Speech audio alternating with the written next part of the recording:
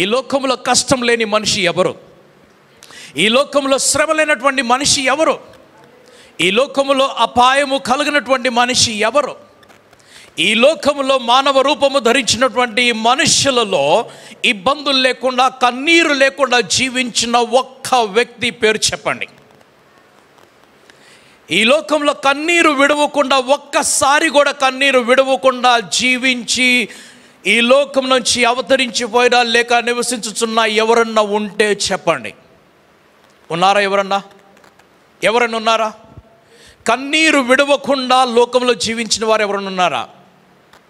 ఎవరు లేరు. పరలోకమును విడిచి భూలోకములోకి మనుష్య రూపము ధరించుకొని వచ్చిన ఆ ప్రభువైన యేసు క్రీస్తు కూడా కన్నీరు విడిచాడు. ఆమేన్. ఈ లోకములో కన్నీరు తప్పదు. సో ఈ లోకంలో ఎవరు వచ్చినా కూడా వారు ఏడవవలసిందే. ఈ లోకంలోకి ఎంత బలమైన వాడు వచ్చినా, ఎంత కఠినుడు వచ్చినా, ఎంత క్రూరుడు వచ్చినా, ఎంత మూర్ఖుడు వచ్చినా, ఒకవేళ బహిరంగముగా అందరి ముందు ఏడవలేకపోయినా, కన్నీరు విడవకపోయినా, రహస్యముగా ఒంటరిగా ఉన్నప్పుడు ఏడ్చిన ప్రతి మానవుడు ఉన్నాడు. ఎంత కఠినులు అనుకున్నా, ఎంత మూర్ఖులు అనుకున్నా, ఎంత క్రూరులు అనుకున్నా కూడా వారి ఆంతర్యంలో వారు ఏడుస్తూనే ఉంటారు. ఏడుపు అనేది ఈ లోకంలోకి మనుష్యుడు వచ్చిన తరువాత ఏడుపు కూడా ఈ లోకంలోకి వచ్చింది. మనిషి వచ్చినప్పుడు మనిషితో పాటు జీవం వచ్చింది, మనిషితో పాటు మంచి జ్ఞానం వచ్చింది. అయితే మనిషి పాపమును తనతో పాటు తీసుకొచ్చినప్పుడు ఈ పాపం వలన మరణం వచ్చింది, పాపం వలన చెడు జ్ఞానం వచ్చింది. ఆ పాప ప్రవేశ కారణముగానే ప్రతి కంటిలో కన్నీరు వచ్చింది, ప్రతి మనస్సులో వేదన ఉన్నది, ప్రతి మనస్సులో దుఃఖం ఉన్నది, ప్రతి దేహంలోకి బలహీనత ప్రవేశించింది, దేహంలోకి అనారోగ్యం ప్రవేశించింది, రోగములు ప్రవేశించినాయి, అస్వస్థతలు ప్రవేశించినాయి. మన ప్రభు అయినటువంటి యేసు క్రీస్తు ఆయన ఆ బెతెస్దా కోనేటి దగ్గరికి వెళ్ళినప్పుడు కుప్పలు కుప్పలుగా రోగులు అక్కడ పడి ఉన్నారు. ఆ బెతెస్దా దగ్గర, ప్రతి ద్వారము దగ్గర, ఆ కోనేటి దగ్గర రోగుల కుప్ప ఉన్నది. బెతెస్దా అంటే అర్థం ఏమిటంటే రోగులు కలిగిన కుప్ప అని అర్థం. దేవునికి స్తోత్రం, హల్లెలూయా. బెతెస్దా అంటే కనికరం అని చెబుతారు, బాగానే ఉన్నది, ఇది మంచి అర్థమే. కాకపోతే బెతెస్దాలోకి ఎవరు వచ్చేవారంటే రోగులు వచ్చేవారు, మంచివారు వచ్చేవారు కాదు, ఆరోగ్యము కలిగిన వారు వచ్చేవారు కాదు, బలము కలిగిన వారు వచ్చేవారు కాదు. దేహంలో ప్రతి కణము బాగుగా ఉండి పనిచేస్తున్న ఎవరు బెతెస్దా వెళ్ళేవారు కాదు. హాస్పిటల్కి ఎవరు వెళ్తారండి? ఆరోగ్యంగా ఉన్నవారు వెళ్తారా? రోగులు వెళ్తారా? హాస్పిటల్లోకి ఎవరు వెళ్తారు? ఎంత పెద్ద హాస్పిటల్ అయితే అంతమంది రోగులు అక్కడ ఉంటారు. చిన్న హాస్పిటల్ అయితే కొద్ది మంది రోగులు ఉంటారు, పెద్ద హాస్పిటల్ అయితే అంతమంది రోగులు ఉంటారు, అంతమంది వైద్యులు కూడా ఉంటారు. అయితే బెతెస్దాలో ఒకే ఒక వైద్యుడు ఉండేవాడు. బెతెస్దా అనేటువంటి కోనేటిలో రోగులు అనేక మంది, వందల కొలదిగా, వేల కొలదిగా ఉన్నారు. సీనియర్ రోగులు ఉన్నారు, జూనియర్ రోగులు ఉన్నారు, క్రొత్తగా వచ్చిన వారు ఉన్నారు, ఫేర్వెల్ చెప్పి వెళ్ళేవారు కూడా ఉన్నారు. అయితే వైద్యుడు ఒక్కడే ఉన్నాడు. ఆ వైద్యుడు ఎవరనంటే పరలోకము నుండి స్వస్థతను తీసుకొని ఆ కోనేటిలోకి ఒక దూత రూపములో ప్రవేశించి ఆ నీటిని కదిలించినప్పుడు ఎవరైతే ముందుగా ఆ నీటిలో దూకుతారో వారికి మాత్రమే స్వస్థత కలుగుతుంది. వందల మంది అక్కడ ఉన్నారు, వేల మంది అక్కడ ఉన్నారు. ఒకళ్ళు, ఇద్దరు, ముగ్గురు, నలుగురు టాటా బాయ్ బాయ్ అని చెప్పేసి వెళ్ళిపోతుంటారు. ఆరోగ్యం కలిగిన వారు ఎవరు అక్కడ ఉండరు. 38 సంవత్సరాలుగా అనారోగ్యంతో బాధపడుతున్న ఈ వ్యక్తి చనిపోలేదు, అనారోగ్యంతో ఉన్నాడు, చనిపోలేదు. దేవునికి స్తోత్రం. అనారోగ్యంతో ఉన్నాడు కానీ సజీవంగా ఉన్నాడు, అందుకే దేవునికి స్తోత్రం. యేసు ప్రభు శిష్యులు ఒక గుడ్డివాడిని చూసి, ఈయన పుట్టుకతోటే గుడ్డివాడుగా ఉన్నాడు, ప్రభువా ఎవరి పాపము దీనికి కారణము? ఇతడు చేసిన పాపమా, ఇతని తల్లిదండ్రుల యొక్క పాపమా అన్నప్పుడు యేసు ప్రభు చెప్పిన మాట, ఎవరి పాపము కాదు కానీ దేవుని యొక్క క్రియలు ఇతనిలో బయలు పడునట్లుగా ఇతడు అంధుడై ఉన్నాడని చెప్పాడు. అనగా అతనిని ముట్టి యేసు ప్రభు చూపుని కలుగజేశాడు. దేవునికి స్తోత్రం. 38 సంవత్సరాలుగా పడినటువంటి ఈ వ్యక్తి యేసు ప్రభుతో చెప్పిన సమాధానం ఏమనగా, అయ్యా నేను నీటిలో దూకే ముందుగా ఎవరో వచ్చేసి, అంటే నన్ను మోసుకొని వెళ్ళి నీటిలో పడేసినప్పుడు ఆరోగ్యం కలిగిన వాడు అక్కడ ఉండడు. హాస్పిటల్స్కి మీరందరూ వెళ్ళారు, మనమందరం వెళ్ళాము. మనం కొన్నిసార్లు విజిటర్స్గా వెళ్తున్నాము, కొన్నిసార్లు పేషెంట్స్గా వెళ్తున్నాము, కొన్నిసార్లు అటెండెంట్స్గా వెళ్తున్నాము. ఎవరికో అనారోగ్యం కలిగితే మనం విజిటర్గా వెళ్ళి పరామర్శించి వచ్చాము.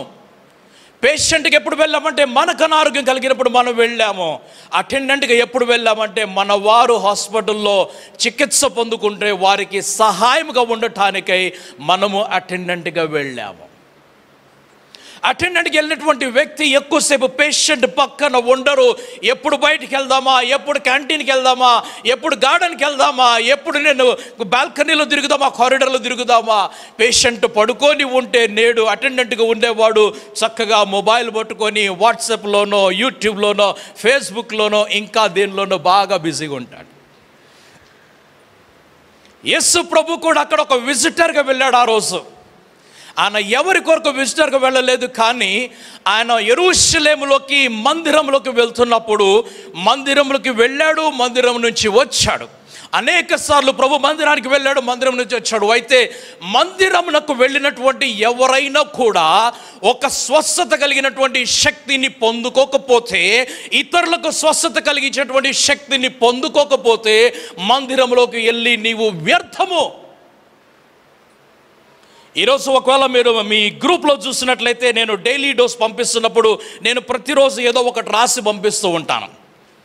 ప్రతిరోజు ప్రభు నాకు ఇచ్చిన ప్రేరేపణ కొలది కొన్ని మాటలు నేను రాస్తూ ఉంటాను. ఈరోజు రాసినటువంటి మాట, ఈరోజు సండే కాబట్టి నీవు దేవుని ఆలయంలోకి వెళ్తున్నావు, నీవు ఆరాధన స్థలానికి వెళుతున్నావు, తోటి సహవాసులతోటి వెళ్తున్నావు, యాజకుడితో పాటు వెళ్తున్నావు.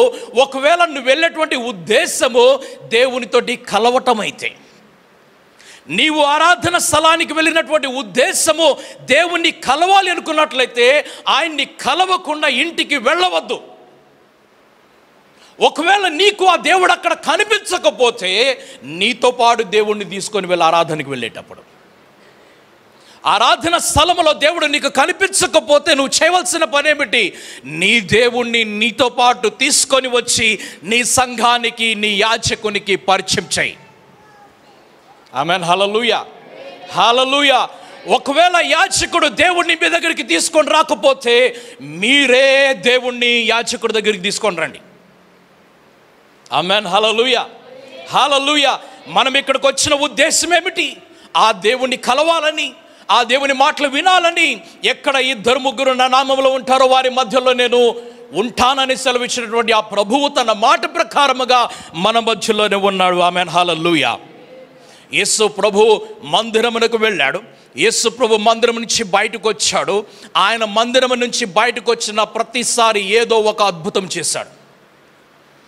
ఆయన మందిరం నుంచి వచ్చిన ప్రతిసారి ఆయన చివరి యాత్రలో, ఆయన ఆఖరి యాత్రలో ఆయన యెరూషలేముకు వెళ్ళినప్పుడు, మందిరంలోనికి ప్రవేశించినప్పుడు మందిరమును చూచి ఆయనకి కోపం వచ్చి, ఆవేశము కలిగి ఆక్రోశముతోటి ఆయన ఆ మందిరమును మరలా తిరిగి ప్రార్థన మందిరముగా మార్చేశాడు.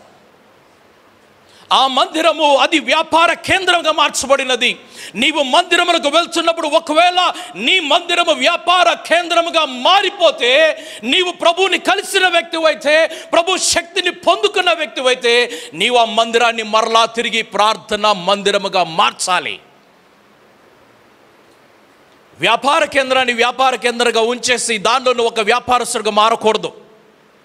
పాడుబడిపోయినటువంటి శిథిలావస్థలో ఉన్నటువంటి మందిరమును చూచినప్పుడు యాజకుడైన ఎజ్రాకు ఆవేశము కలిగిన వాడే ఆయన ప్రభు దగ్గరికి వెళ్ళి ప్రభుతోటి ప్రార్థన చేసి ప్రభు యొక్క సహాయం పొందుకొని పగిలిపోయినటువంటి, కూలిపోయినటువంటి, కాలిపోయిన మందిరాన్ని మరలా తిరిగి కట్టి నిలబెట్టి ఆ దేవాది దేవుణ్ణి ఆ మందిరములకు తీసుకొని వస్తున్నాడు. నీవు ఆరాధించేటువంటి ఆరాధన స్థలము, నీవు ఆరాధించేటువంటి యొక్క మందిరము ఒకవేళ ప్రభుతోటి కూడినది కాకపోతే నీవు ఒట్టి గోడల మధ్యలోకి వెళ్తున్నావు. ఒట్టి మనుషుల మధ్యలోకి వెళ్తున్నావు, ఎటువంటి చలనం అనేది కలగటం లేదు. యేసు ప్రభు అలాగే బెతెస్దా కోనేటి దగ్గరికి వచ్చినప్పుడు ఈ 38 సంవత్సరాలకు ఉన్నటువంటి వ్యక్తిని చూచి, నీవు బాగుపడగోరుచున్నావు అంటే, అయ్యా నన్ను నీళ్ళలో పడవేయటానికి ఎవరు లేరని చెప్పడు. నా అటెండెంట్స్ అందరూ కూడా సోషల్ మీడియాలో బిజీగా ఉన్నారు, ఎవరిక్కడ లేరయ్యా అన్నారు. ఆ నీళ్లు కదిలిచ్చేసి దూత వెళ్ళిపోతాడు, దిగాల్సినవాడు దిగిపోతాడు, నేను మాత్రం ఇక్కడే ఉన్నాను. ఎన్ని సంవత్సరాలు?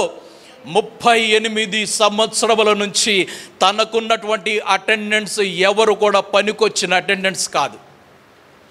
ఆ రోజు యేసు ప్రభు అటెండెంట్గా అతని దగ్గరికి వెళ్ళాడు, యేసు ప్రభు ఒక విజిటర్గా అతని దగ్గరికి వెళ్ళాడు, యేసు ప్రభు ఒక డాక్టర్గా అతని దగ్గరికి వెళ్ళి నీ పరుపునెత్తుకొని నడువని చెప్పాడు. నీవు లేచి నీ పరుపునెత్తుకొని నడువని చెప్పినప్పుడు అతను ఇంటికి వెళ్ళిపోయాడు. ఇంటికి వెళ్ళకముందు ఏం చేశాడు తెలుసా మీకు? ఇంటికి వెళ్ళకుండా ఆయన మందిరంలోనికి వెళ్ళాడు. ఆయన మందిరంలోనికి వెళ్ళాడు. ఇంటికి వెళ్ళకుండా మందిరంలోకి వెళ్ళాడు. నీ పరుపెత్తుకోమని చెప్పింది ఎవరంటే, ఇదిగో పలానా. ఆయన నాతో చెప్పాడు, నా పరుపు నేను ఎత్తుకొని వెళ్ళిపోతున్నాను అన్నాడు. నీవు పరిశుద్ధ మందిరం నుంచి బయటకు వెళ్ళేటప్పుడు ఇటువంటి సామర్థ్యమును, శక్తిని పొందుకొని వెళ్ళాలి. నీ పరిశుద్ధ మందిరంలోకి నువ్వు ప్రవేశించినప్పుడు ఇటువంటి సామర్థ్యం కొరకు, శక్తి కొరకై నీవు ఈ మందిరంలోకి రావాలి. కాబట్టి ఈ లోకంలో ఎవరు కూడా అనారోగ్యము కలగకుండా ఉండలేదు, ఎవరికి కన్నీరు కలగకుండా ఉండలేదు, ఎవరికి దుఃఖము, వేదన, శోధన కలగకుండా ఉండలేదు. ప్రతి ఒక్కరికి కలిగింది. మన ప్రభువైన క్రీస్తుకి అందరికంటే ఎక్కువ వేదన, అందరికంటే ఎక్కువ దుఃఖము, అందరికంటే ఎక్కువ శోధన కలిగింది. అయితే ఆయన శోధనను సహించిన వాడై, శోధనను ఎదుర్కొన్న వాడై, ఆయన జయశాలిగా నిలబడి మనకు కూడా జయాన్ని కలుగజేస్తున్నాడు. ఆమేన్, హల్లెలూయా. మధ్య మధ్యలో చెప్తూ ఉండండి, లేదంటే నాకు అనిపిస్తుంది ఒక్కళ్ళే వాక్యం వింటున్నారు, మిగతా వాళ్ళందరూ నిద్రపోతున్నారని. ఆమేన్, హల్లెలూయా. నేను సహజంగా గ్యాప్ ఇవ్వను, ఒకవేళ గ్యాప్ ఇచ్చాను అర్థం చేసుకుని మీరు ఆమేన్ చెప్పాలని. ఆమేన్, హల్లెలూయా. దేవునికి స్తోత్రం. ఈ లోకంలో పుట్టినటువంటి ప్రతి మనిషి ఏడవవలసిందే. మనం పలికేటువంటి మాట ఏమిటి? పుట్టినవాడు గిట్టక మానడు అంటే అర్థం ఏమిటి? పుట్టినవాడు చావక. ఓకే, ప్రతి ఒక్కరు చనిపోవాల్సిందే. నేను ఎందుకు ఈ మాటలు చెప్తున్నానంటే, ఎంతోమంది కన్నీరు కార్చారు, ఎంతోమంది లోకమంతా దాదాపు కన్నీరు కార్చారు. కొందరు అనారోగ్యం కలిగి కన్నీరు కార్చారు, కొందరు ప్రాణాలు కోల్పోయి కన్నీరు కార్చారు, కొందరు ఉద్యోగాలు కోల్పోయి, కొందరు వ్యాపారాలు కోల్పోయి, కొందరు గృహాలు కోల్పోయి, కొందరు ఆస్తులు కోల్పోయి, రకరకాలుగా అందరూ కూడా కన్నీరు కారుస్తూ ఉంటే, నీ బాష్ప బిందువులను నేను తుడిచివేయటానికి, నీ మనసులో ఉన్నటువంటి వేదన తొలగించడానికి, నీ దుఃఖాన్ని దూరపరచడానికి, నీ అనారోగ్యాన్ని, నీ రోగాన్ని దూరం చేయడానికి నేనున్నాను అంటూ ప్రతి దేశం ముందుకు వస్తుంది ఈరోజు. నేనున్నా గమనించాలి మాటల్ని. ఈరోజు ప్రతి దేశము కూడా, ప్రతి దేశ రాష్ట్రపతి కూడా, ప్రధాని కూడా నేనున్నాను అంటున్నాడు. దేవునికి స్తోత్రం. ఎందుకు? నీ కన్నీరు తొడవటానికి, నీ రోగాన్ని దూరం చేయడానికి, నీ మరణాన్ని దూరం చేయడానికి. ఎవరంటున్నారు నేనున్నానని? టీకా వచ్చినా రాకపోయినా సజీవంగా ఉన్నారా లేదా? ఉన్నారా?